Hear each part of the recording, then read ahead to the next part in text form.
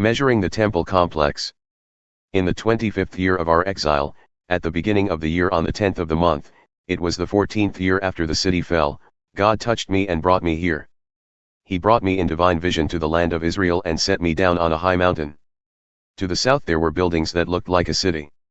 He took me there and I met a man deeply tanned, like bronze. He stood at the entrance holding a linen cord and a measuring stick. The man said to me, "Son of man, look and listen carefully. Pay close attention to everything I'm going to show you. That's why you've been brought here. And then tell Israel everything you see." First I saw a wall around the outside of the temple complex. The measuring stick in the man's hand was about 10 feet long. He measured the thickness of the wall, about 10 feet. The height was also about 10 feet. He went into the gate complex that faced the east and went up the 7 steps. He measured the depth of the outside threshold of the gate complex, 10 feet. There were alcoves flanking the gate corridor, each 10 feet square, each separated by a wall 7.5 feet thick. The inside threshold of the gate complex that led to the porch facing into the temple courtyard was 10 feet deep. He measured the inside porch of the gate complex, 12 feet deep, flanked by pillars 3 feet thick. The porch opened onto the temple courtyard. Inside this east gate complex were 3 alcoves on each side. Each room was the same size and the separating walls were identical. He measured the outside entrance to the gate complex, 15 feet wide and 19.5 feet deep. In front of each alcove was a low wall 18 inches high. The alcoves were 10 feet square. He measured the width of the gate complex from the outside edge of the alcove roof on one side to the outside edge of the alcove roof on the other, 37.5 feet from one top edge to the other.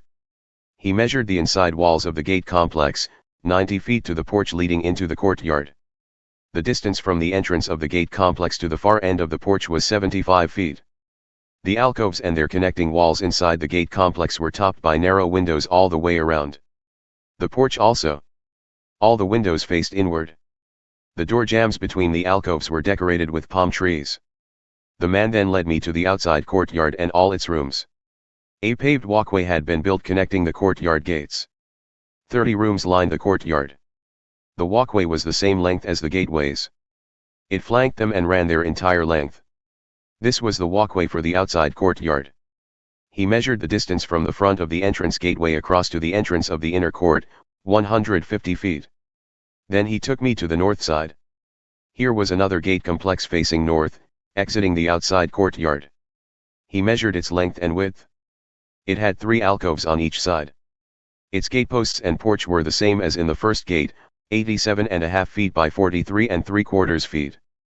The windows and palm trees were identical to the east gateway. 7 steps led up to it, and its porch faced inward. Opposite this gate complex was a gate complex to the inside courtyard, on the north as on the east. The distance between the two was 175 feet. Then he took me to the south side, to the south gate complex. He measured its gateposts and its porch. It was the same size as the others. The porch with its windows was the same size as those previously mentioned. It also had 7 steps up to it. Its porch opened onto the outside courtyard, with palm trees decorating its gateposts on both sides. Opposite to it, the gate complex for the inner court faced south. He measured the distance across the courtyard from gate to gate, 175 feet.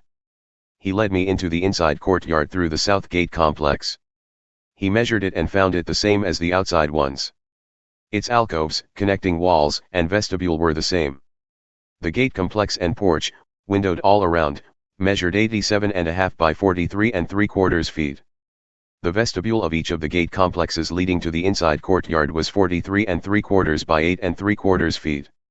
Each vestibule faced the outside courtyard. Palm trees were carved on its doorposts. 8 steps led up to it. He then took me to the inside courtyard on the east and measured the gate complex.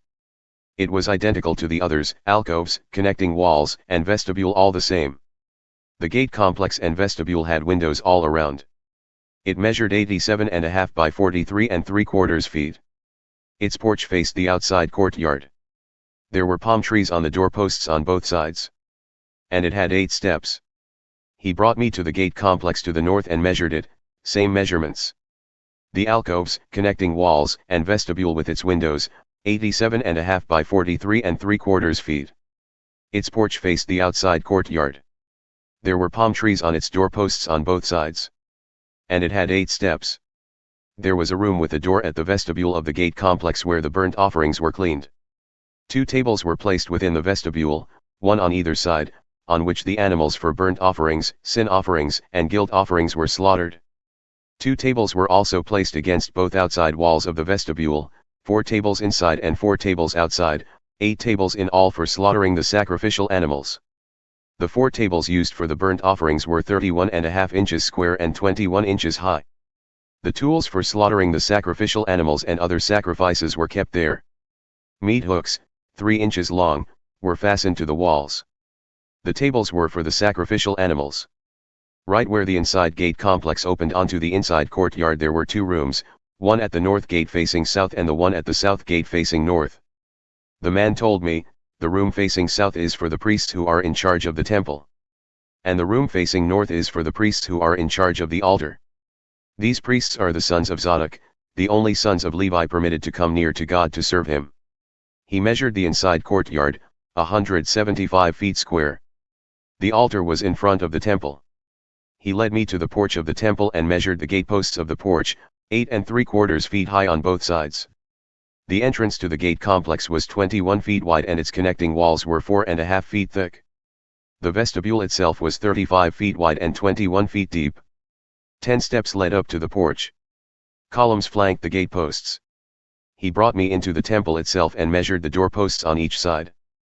Each was 10.5 feet thick. The entrance was 17.5 feet wide. The walls on each side were 8 3/4 feet thick. He also measured the temple sanctuary, 70 feet by 35 feet. He went further in and measured the doorposts at the entrance, each was 3.5 feet thick. The entrance itself was 10.5 feet wide, and the entrance walls were 12.25 feet thick. He measured the inside sanctuary, 35 feet square, set at the end of the main sanctuary. He told me, this is the Holy of Holies.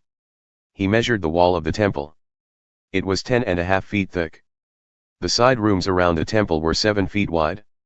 There were 3 floors of these side rooms, 30 rooms on each of the 3 floors. There were supporting beams around the temple wall to hold up the side rooms, but they were freestanding, not attached to the wall itself. The side rooms around the temple became wider from first floor to second floor to third floor. A staircase went from the bottom floor, through the middle, and then to the top floor. I observed that the temple had a 10.5 foot thick raised base around it, which provided a foundation for the side rooms. The outside walls of the side rooms were 8 3/4 feet thick. The open area between the side rooms of the temple and the priests' rooms was a 35-foot wide strip all around the temple. There were 2 entrances to the side rooms from the open area, one placed on the north side, the other on the south. There were 8 3/4 feet of open space all around. The house that faced the temple courtyard to the west was 122.5 feet wide, with 8 3/4 foot thick walls. The length of the wall and building was 157.5 feet. He measured the temple, 175 feet long. The temple courtyard and the house, including its walls, measured 175 feet. The breadth of the front of the temple and the open area to the east was 175 feet. He measured the length of the house facing the courtyard at the back of the temple, including the shelters on each side, 175 feet. The main sanctuary, the inner sanctuary, and the vestibule facing the courtyard were paneled with wood, and had window frames and door frames in all 3 sections. From floor to windows the walls were paneled. Above the outside entrance to the inner sanctuary and on the walls at regular intervals all around the inner sanctuary and the main sanctuary, angel cherubim and palm trees were carved in alternating sequence. Each angel cherub had 2 faces, a human face toward the palm tree on the right and the face of a lion toward the palm tree on the left. They were carved around the entire temple. The cherubim, palm tree motif was carved from floor to door height on the wall of the main sanctuary. The main sanctuary had a rectangular door frame. In front of the holy place was something that looked like an altar of wood, 5 1/4 feet high and 3.5 feet square. Its corners, base, and sides were of wood. The man said to me, "This is the table that stands before God." Both the main sanctuary and the holy place had double doors. Each door had 2 leaves, 2 hinged leaves for each door, one set swinging inward and the other set outward. The doors of the main sanctuary were carved with angel cherubim and palm trees. There was a canopy of wood in front of the vestibule outside. There were narrow windows alternating with carved palm trees on both sides of the porch.